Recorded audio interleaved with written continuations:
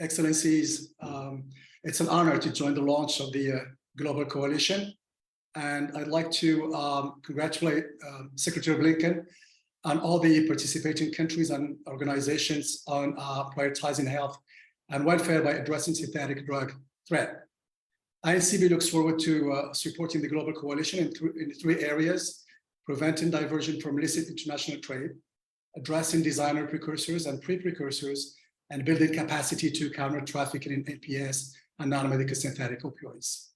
The guiding principle should be borrowing from the preambles of the 1961 and 1971 conventions to ensure and not unduly restrict the availability of drugs considered indispensable for medical and scientific purposes.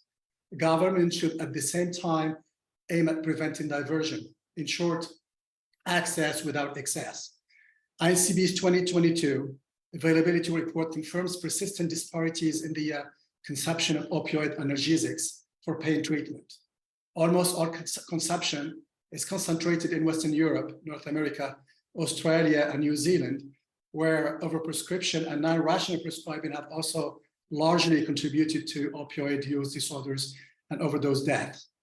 Increasing availability of designer benzodiazepines also poses a challenge because of their harmful effects and difficulties in detection and monitoring. The illicit drug industry is rapidly evolving. Designed to address mostly cocaine and heroin, the International Precursor Control System established by the 1988 Convention is challenged by the almost infinite possibilities offered by chemical science. Currently, 33 precursors are under international control. Of these, 10 were added in the last 8 years, including 3 fentanyl precursors added in 2022. That same year, 67 countries reported seizures of non-scheduled chemicals. This is a global challenge that requires continued international scheduling coupled with flexible responses. Last year, the Commission on Narcotic Drugs adopted Resolution 65/3, outlining possible approaches such as national scheduling and extending scheduling to entire groups of related precursors. Efforts should be also expanded to the markets for specialized equipment and materials, as suggested by Article 13 of the 1988 Convention.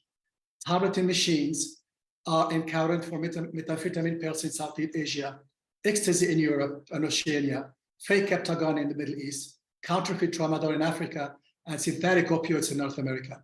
This is one element of the renewed strategic approach of INCB to address illicit drug manufacture.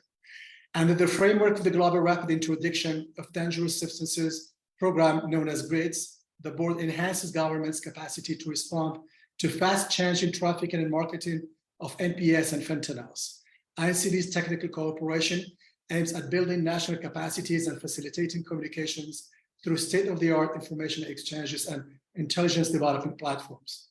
Since 2017, GRIDS has networked more than 3,300 law and regulatory officers from 199 countries and territories, and supported enforcement actions through the provision of information related to nearly 70,000 cases. Illicit synthetic drug manufacture and trafficking cannot be addressed without the engagement of relevant industry through public-private partnership.